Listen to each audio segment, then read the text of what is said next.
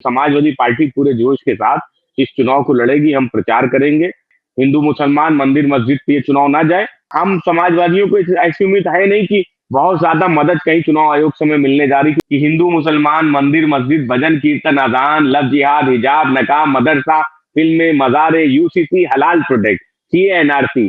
किसी न्यूज में 2014 से पहले हिंदू मुसलमान शब्द नहीं सुनता था। ब्रजभूषण शरण सिंह और वरुण गांधी पर नजर है क्या आप लोगों की? रीता बहुगुणा जोशी जी पे भी नजर है, लेकिन नगीना से आपने प्रत्याशी घोषित कर दिया है।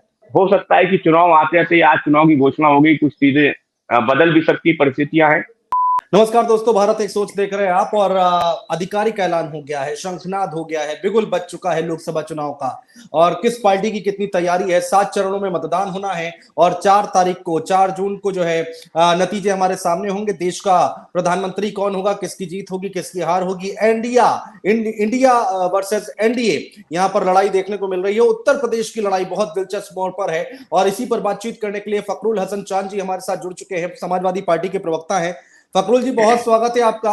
अब तो आधिकारिक ऐलान हो गया है और अब ये कहा जा रहा है कि अब अगले स्टेप पर, अगली सीढ़ी चढ़ गए हैं हम लोग चुनाव को लेकर। तो कितनी तैयारी है समाजवादी पार्टी की उत्तर प्रदेश में? देखिए, समाजवादी पार्टी ने तो सबसे पहले अपने प्रत्याशियों की सूची जारी की थी। हम 4 सूचियां जारी कर चुके हैं।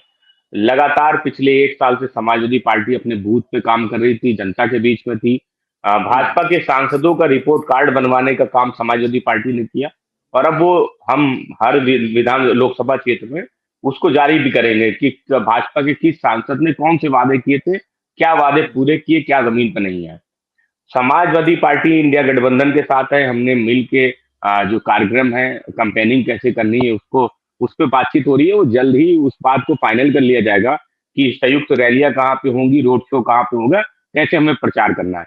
आज चुनाव का ऐलान हो गया है। एक चीज की निराशा जरूर है कि उत्तर प्रदेश, जहां ये कहा जाता है कि भाजपा की सरकार कहती है कि हमने कानून व्यवस्था बड़ी दुरुस्त की, वो एक अलग बात है कि विरोधाभासी दोनों बयान।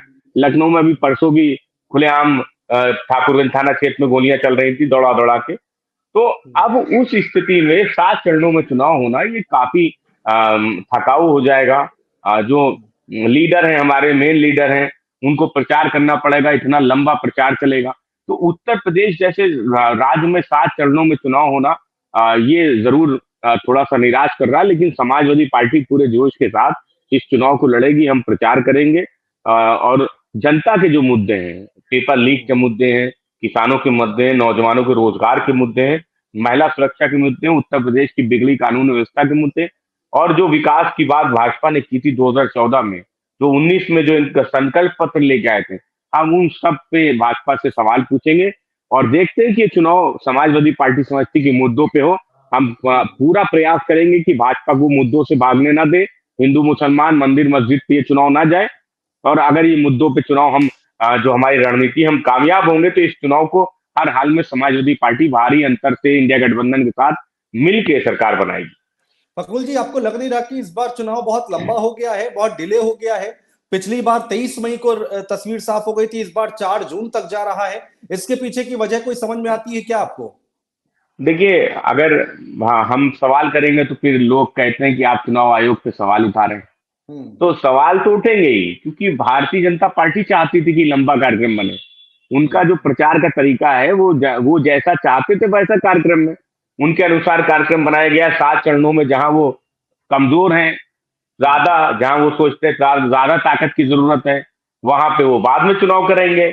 जहां पे वो लगता है उनको कि हम मजबूत हैं, वहां पे चुनाव पहले कर लेंगे। जहां पे विपक्ष मजबूत है उसके लिए उन्हें समय चाहिए। और सबसे बड़ी बात यह है कि उत्तर प्रदेश पे पूरा फोकस है कि उत्तर प्रदेश हाथ से नहीं निकलना। ये सारे चरण उत्तर प्रदेश में होंगे।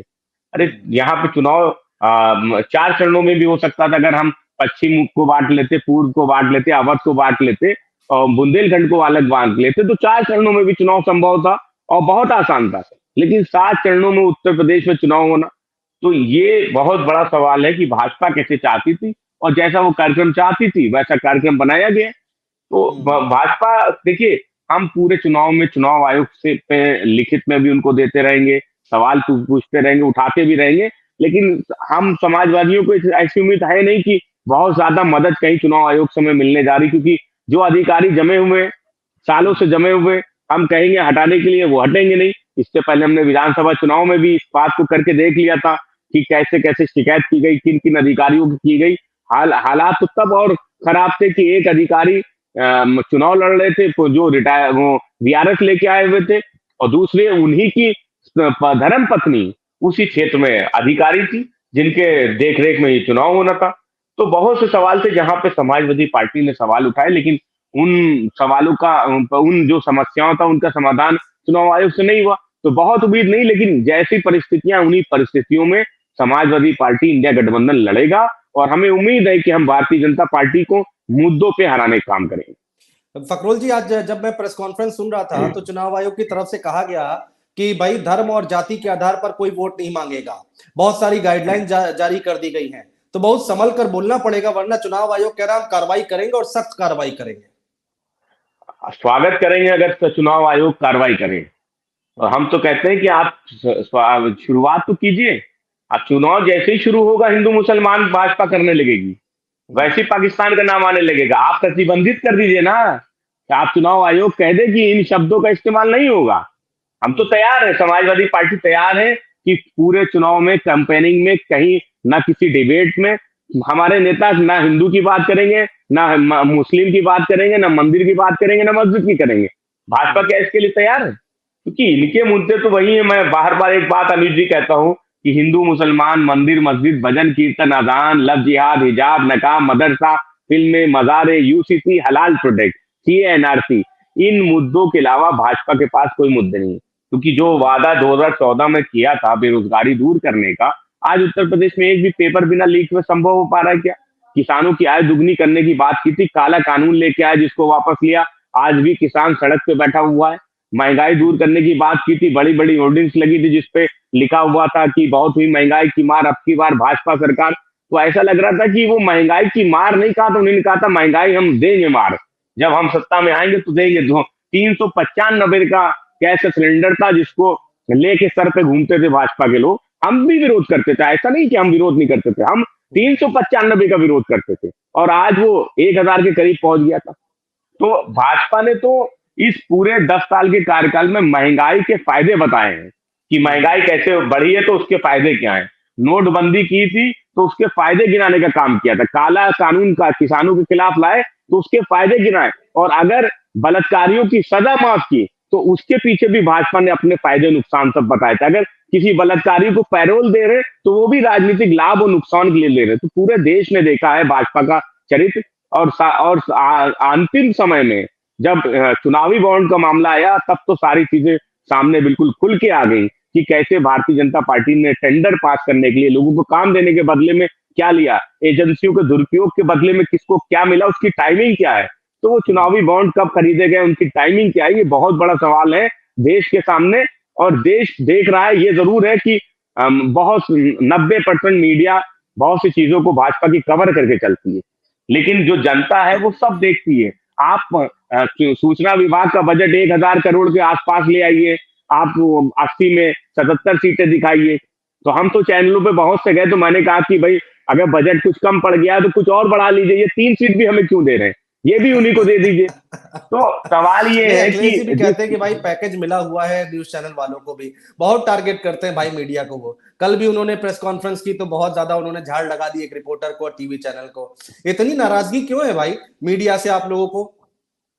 नहीं, अगर आप बताइए अनुज जी, आप तो निष्पक्ष पत्रकार हैं, हम आपका सम्मान करते हैं, और आदरणीय अखिलेश यादव जी, आप जैसे सारे पत्रकारों को और आपके जैसे जितने चैनल हैं, हम सबका सम्मान करते हैं। इसलिए नहीं करते कि आप भाजपा सरकार के खिलाफ खबर दिखाते या हमारे खिलाफ खबर नहीं दिखाते, ऐसा नहीं है।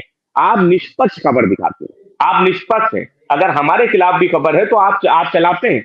लेकिन उन चैनलों की बात कर रहे हैं, हम उन मीडिया घरानों की बात कर रहे हैं जहां पे प्रोपेगेंडा चलता है, जहां पे एजेंडे सेट हैं कि हमें खबर चलानी है। आप अगर स्क्रीन को चेक कर लीजिए, कल आप 24 घंटे की स्क्रीन चेक कर लीजिए, तो आपको भाजपा के लिए पॉजिटिव खबर चलती नजर आएगी। और अगर इंडिया गठबंधन या विपक्ष की खबर मिलेगी आपको, तो निगेटिव चलती रहेगी कि इनके गठबंधन में सब सही नहीं चल रहा है, यहाँ पे प्रचार नहीं हो रहा है, यहाँ पे ये कमियां है। और भाजपा के लिए चलेगी तो लगेगा कि मोदी जी 400 पार। तो ये जो फर्क है, ये जो मीडिया, ये जो पत्रकारिता में फर्क आया है, ये मीडिया में जो फर्क आया है, वो पहले नहीं था। 2014 से पहले मीडिया कभी मैंने नहीं सुना। मैं तो 2003 में छात्र संघ का अध्यक्ष था। इतने लंबे समय तक मैंने कभी किसी मीडिया में, किसी न्यूज में 2014 से पहले हिंदू मुसलमान शब्द नहीं सुनता था। अगर कहीं कोई दंगा भी होता था तो ये होता था कि दो समुदाय के बीच में दंगा हुआ। आज ठीक बात। हिंदू पक्ष ने ये कहा, मुस्लिम पक्ष ने ये कहा, इस पे गिराव होती है। हिंदू मुसलमान को पूरे देश में बांटने का प्रयास मीडिया के माध्यम से किया गया है। ये बहुत बड़ा चिंता का विषय है। और एक बात मैं अनुज जी बहुत स्पष्ट कर दूं कि समाजवादी पार्टी इंडिया गठबंधन आएगी तो मीडिया की जिम्मेदारी जरूर तय करेंगे हम, कि कैसे मीडिया की जो खबरें हैं वो देश में कम से कम नफरत नहीं फैलनी चाहिए।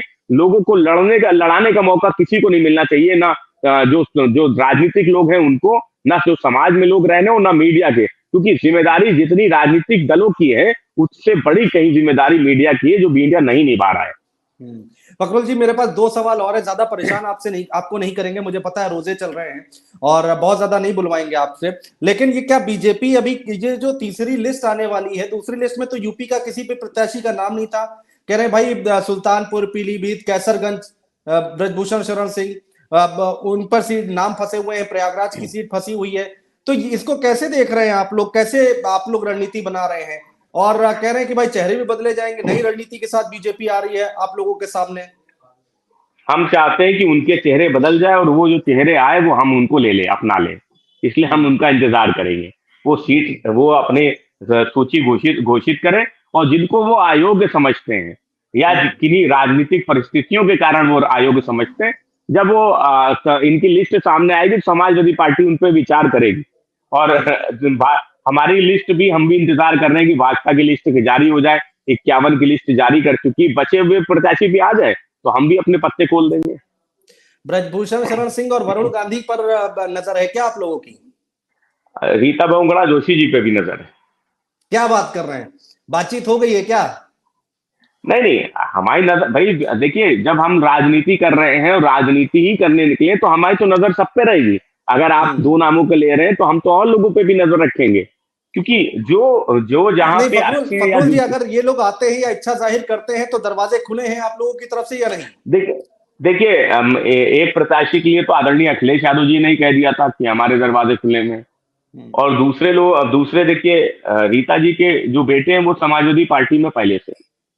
तो जो लोग भी समाजवादी पार्टी में आदरणीय अखिलेश यादव जी में विश्वास जताएंगे, पार्टी की नीतियों में विश्वास जताएंगे, तो उन सबको स्वागत है। आदरणीय अखिलेश यादव जी ने पहले ही कहा कि ऐसे सभी लोग जो पार्टी ज्वाइन करना चाहते हैं, जिनको समाजवादी विचारधारा को आगे बढ़ाना, वो आ सकते हैं। एक आखिरी सवाल, नगीना को लेकर बहुत चर्चाएं चल रही है, आपने देखा होगा सोशल मीडिया पर। पिछली बार जब मेरी आपसे डिबेट में बात हुई थी तो आपने कहा था कि बातचीत चल रही है चंद्रशेखर से, लेकिन नगीना से आपने प्रत्याशी घोषित कर दिया है। इसको कैसे देखा जाए? लोग कह रहे हैं कि चंद्रशेखर आपके साथ आते तो बहुत अच्छा होता, मजबूती मिलती, दलित समाज जुड़ता आपसे। देखिए अनुज जी, चंद्रशेखर जी से कहा गया था कि समाजवादी पार्टी के सिंबल पे चुनाव लड़ ले, क्योंकि अगर हम आपसे अभी पूछे कि उनका चुनाव चिन्ह क्या है तो शायद आपको भी गूगल करना पड़ेगा, आपको भी सोचना पड़ेगा कि उनका चुनाव चिन्ह क्या है। तो समाजवादी पार्टी चाहती थी कि वो हम समाजवादी पार्टी के सिंबल पे चुनाव लड़े, और वो ऐसा नहीं चाहते थे। तो इस बीच में कुछ चीजें हैं, और हो सकता है कि चुनाव आते आते, आज चुनाव की घोषणा हो गई, कुछ चीजें बदल भी सकती, परिस्थितियां हैं। तो समाजवादी पार्टी तो चाहती थी कि वो हमारे साथ रहे। जिस तरीके से वो लगातार भारतीय जनता पार्टी के खिलाफ आवाज उठा रहे, गरीबों की, मजदूरों की, मजलूमों की, तो समाजवादी पार्टी ऐसे सभी लोगों को चाहती है कि भाजपा के खिलाफ जो लड़ाई है उसमें हमारा साथ दे। अभी स्कोप है, चंद्रशेखर आपके साथ आ सकते हैं, आप उनके साथ जा सकते हैं, कंधे से कंधा मिला सकते हैं? देखिए, जिनको भी मैंने कहा कि समाजवादी विचारधारा में विश्वास है, जिनको साइकिल निशान में विश्वास है, वो सब हमारे साथ आ सकते हैं। अच्छा फकरुल जी, एक बार फिर से, केवल और केवल सिंबल पर बात फंसी हुई थी कि सिंबल पर चुनाव लड़ जाइए चंद्रशेखर को लेकर, मैं पूछ रहा हूं, केवल उसी बात पर बात फंसी हुई थी? नहीं, वही एक बात थी अनुज जी, जितनी जानकारी हम लोगों को दी गई है उसमें वही था कि इसे केवल सिंबल की बात थी कि आप समाजवादी पार्टी के चुनाव चिन्ह पे चुनाव लड़ लीजिए। और वो अपना सिंबल पे चुनाव चाहते थे, और हम चाहते थे कि वो समाजवादी पार्टी के प्रत्याशी बने। तो उस बीच में बात कहीं बिगड़ी है। लेकिन मैं फिर से कहूंगा कि अगर राजनीति में संभावनाएं रहती हैं, हो सकता है कि कोई रास्ता निकले। 18 तारीख को प्रेस कॉन्फ्रेंस करने जा रहे हैं, उससे पहले शायद 2 दिन है, तो 2 दिन में वो कुछ हो सकता है कुछ तबदीलियां। बहुत शुक्रिया फकुल जी, बहुत शुक्रिया हमारे साथ जुड़ने के लिए, तमाम बातचीत करने के लिए, चर्चा करने के लिए।